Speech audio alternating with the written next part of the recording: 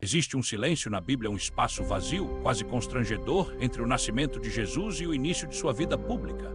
12 anos inteiros. 12 anos sem uma única palavra, sem um único milagre registrado, sem uma única história.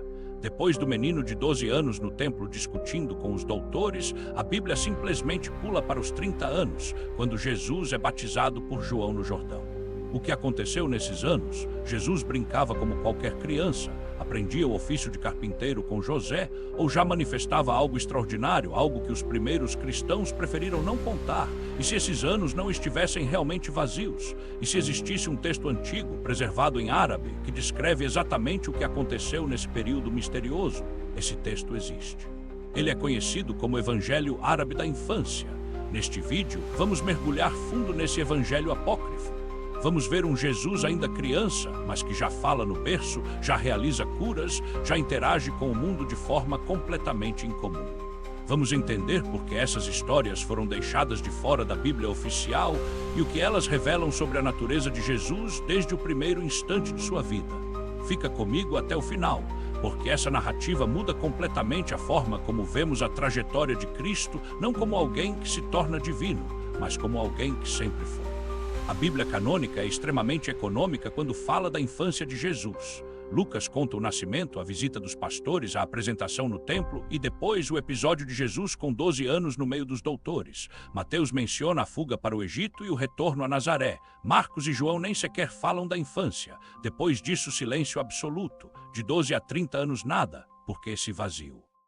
Os primeiros líderes cristãos tinham um foco muito claro: a mensagem adulta de Jesus, a cruz, a ressurreição, o reino de Deus.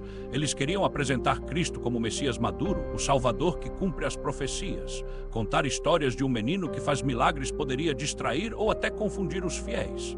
Mas o povo simples, os cristãos das primeiras comunidades, sempre tiveram curiosidade.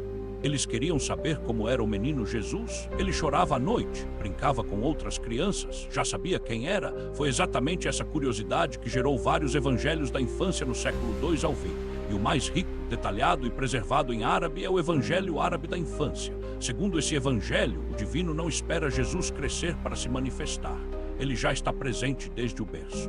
A primeira cena é impactante: ainda recém-nascido, envolto em faixas, Jesus fala claramente com Maria e José. Ele os consola, anuncia que é o Filho de Deus e que veio para salvar o mundo. Uma criança que ainda não consegue andar já profere palavras de sabedoria divina. Enquanto fogem para o Egito, a família passa por perigos. Bandidos tentam roubar José. Jesus, ainda bebê, ordena que os ladrões se convertam e devolvam tudo. Eles, espantados, obedecem.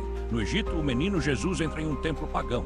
Todas as estátuas dos deuses egípcios caem e se quebram diante dele. Os sacerdotes ficam aterrorizados: este é o Filho de Deus. Ele cura leprosos, devolve a visão a cegos, expulsa demônios, tudo isso com 3, 4, 5 anos de idade. Uma de suas brincadeiras favoritas é moldar passarinhos de barro. Quando alguém reclama, ele bate palmas e os passarinhos ganham vida e voam.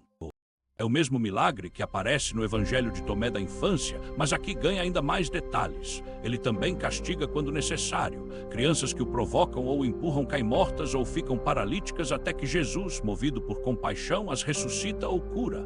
Não é um Jesus infantilizado. É um Jesus que já carrega poder divino, mas ainda em corpo de criança.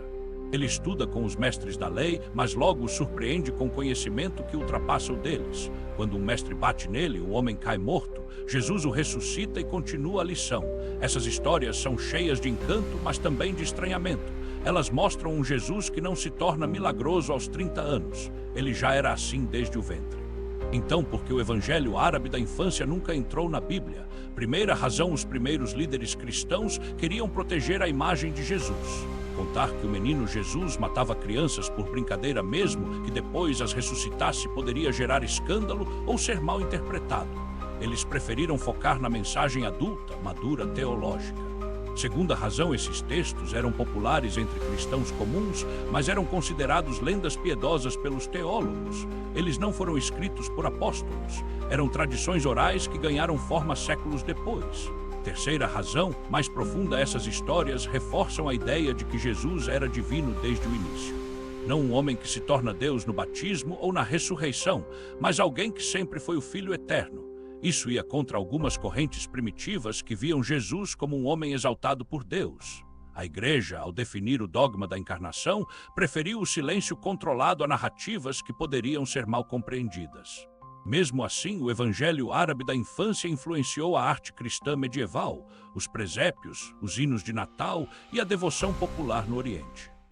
Essas histórias mudam completamente a forma de ver a trajetória de Jesus. Na teologia tradicional, Jesus se revela aos 30 anos. Ele cresce, amadurece, é batizado e então começa sua missão. No Evangelho árabe da infância, o divino não espera o momento certo. Ele já está presente desde o primeiro choro, desde o primeiro olhar, desde o primeiro milagre no berço. Não é alguém que se torna algo. É alguém que sempre foi.